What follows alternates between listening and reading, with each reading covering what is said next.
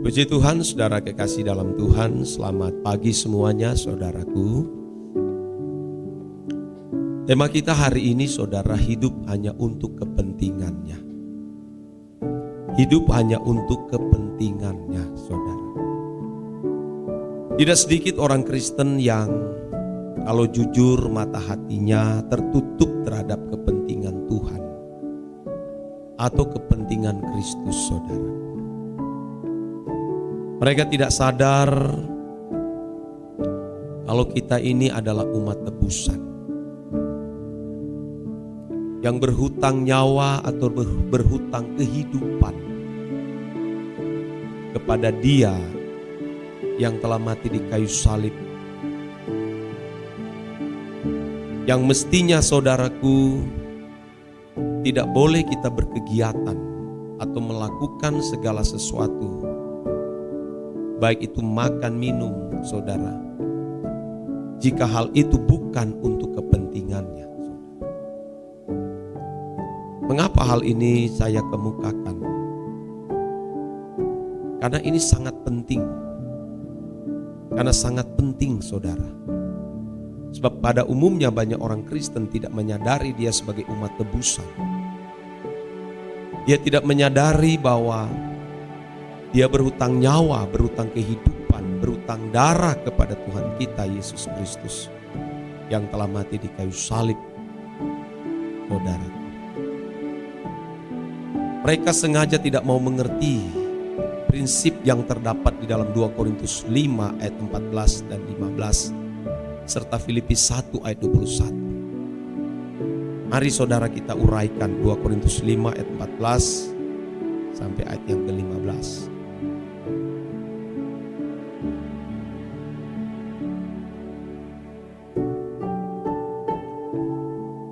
Sebab kasih Kristus yang menguasai kami, karena kami telah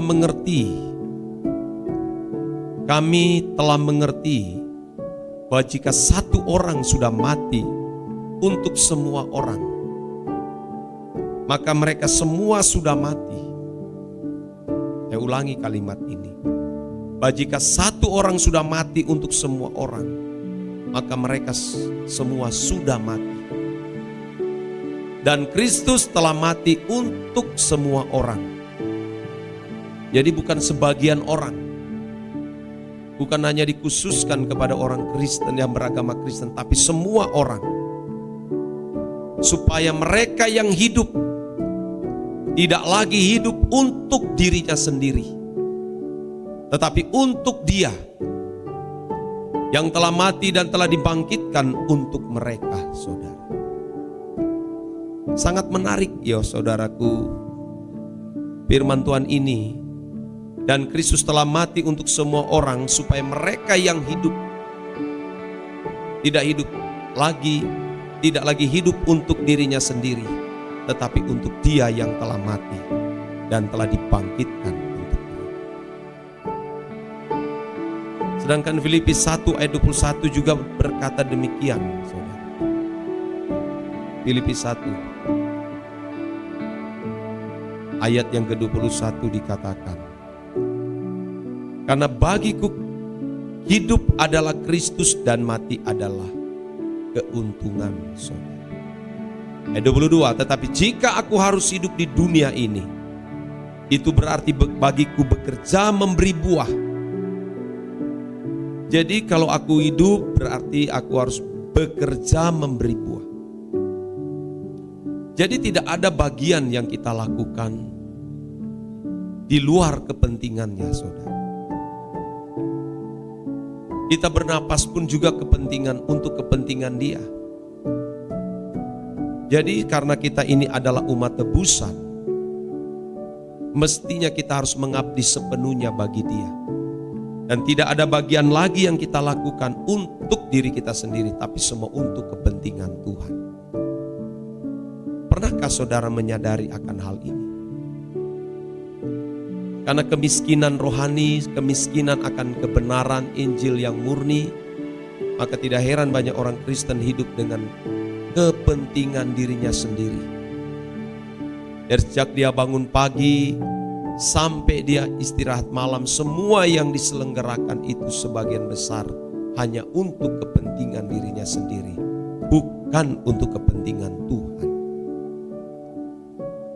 Nah, akibat konsep yang salah mengenai pelayanan, baik itu pelayanan gereja, persekutuan, mereka berpikir semua itu dilakukan untuk kepentingan Tuhan. Itu yang dimaksud dengan melakukan kepentingan Tuhan. Bukan hanya demikian, saudara, atau bukan hanya hal itu untuk kita lakukan bagi kepentingan Tuhan. Semua yang kita gerakkan, semua yang kita lakukan mestinya itu untuk kepentingan Tuhan. Ini sejajar dengan apa yang dikemukakan oleh Paulus dalam 1 Korintus 10:31. Aku menjawab, jika engkau makan atau jika engkau minum dan melakukan segala sesuatu yang lain, lakukan untuk kemuliaan nama Tuhan.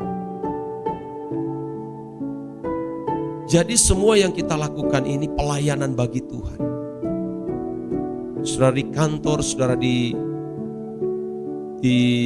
marketplace, di tengah keluarga, sebagai politikus, ya saudaraku, semua untuk Tuhan. Tidak ada bagian yang kita lakukan untuk kepentingan diri kita sendiri, tapi untuk Tuhan. Maka tidak ada mengenal sebagian lagi, saudara.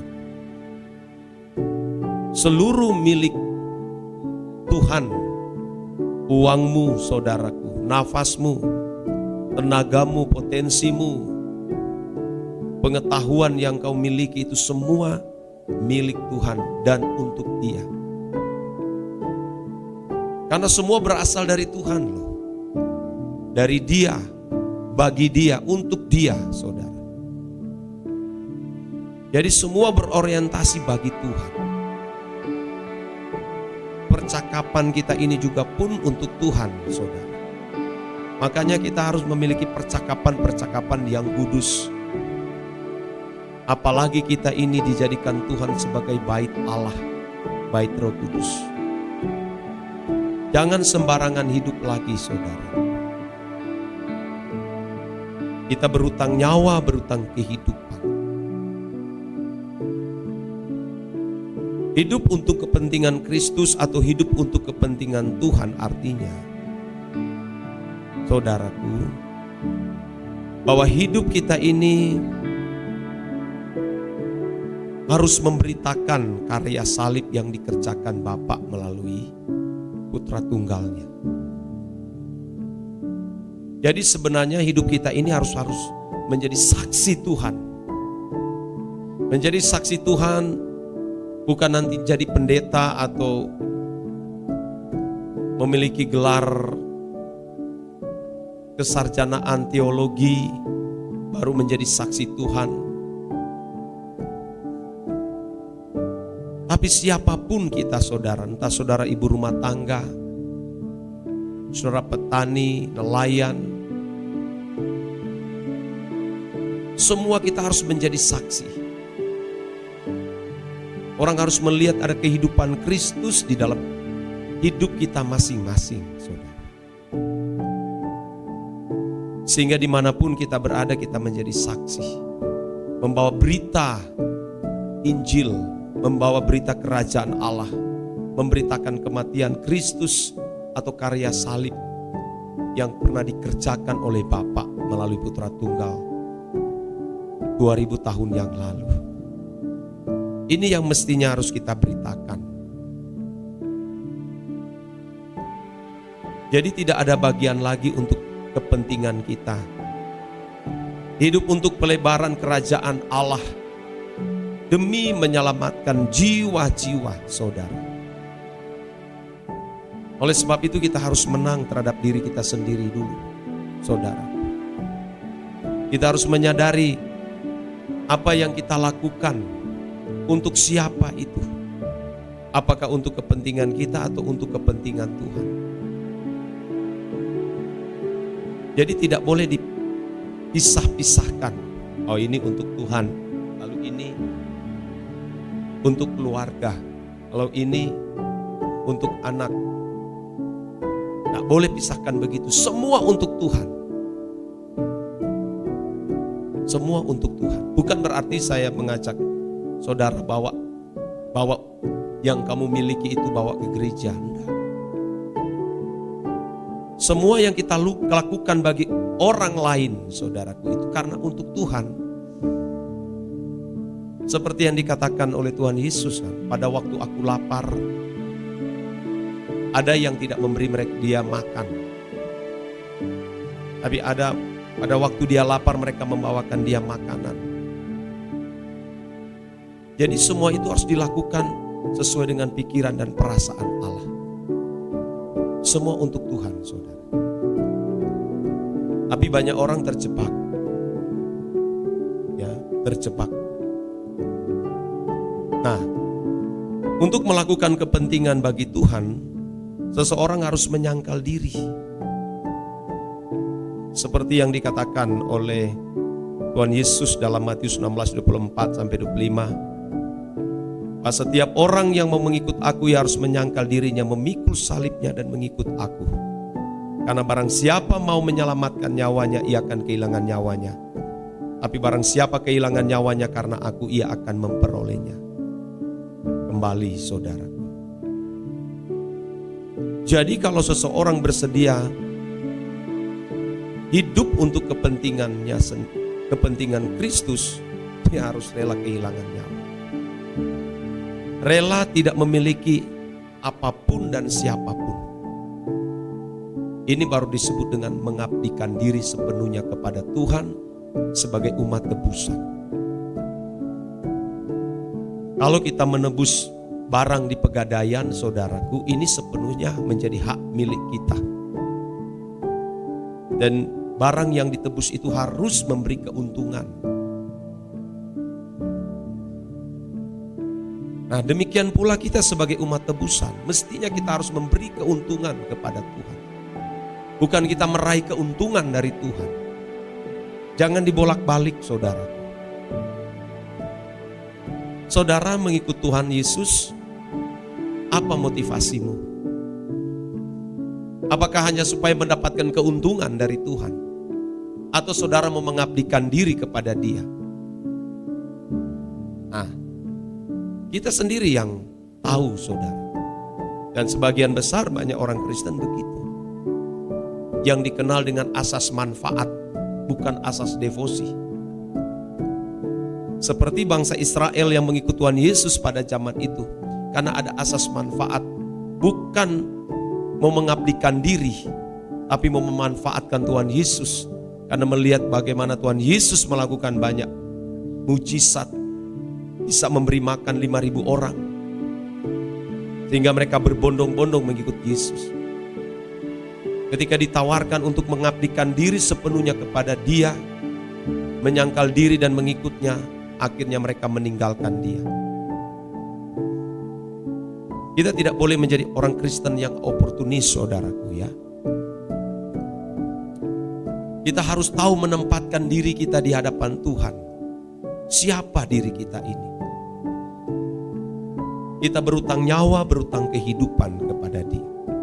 1 Korintus 6 ayat 19-20 dikatakan, atau tidak tahukah kamu bahwa tubuhmu adalah bait Roh Kudus yang diam di dalam kamu? Roh Kudus yang kamu peroleh dari Allah, dan bahwa kamu bukan milik kamu sendiri. Kamu kita bukan milik kita sendiri. Sebab kamu telah dibeli dan harganya telah lunas dibayar. Karena itu muliakanlah Allah dengan tubuhmu. Kita harus sadar ini, saudara, bahwa kita telah dibeli dengan harga yang lunas dibayar. Kita tidak memiliki hak hidup sebenarnya. Dan kalau kita hidup harus memberi buah bagi Dia. Dan Tuhan harus menikmati setiap buah dari masing-masing kita, saudara.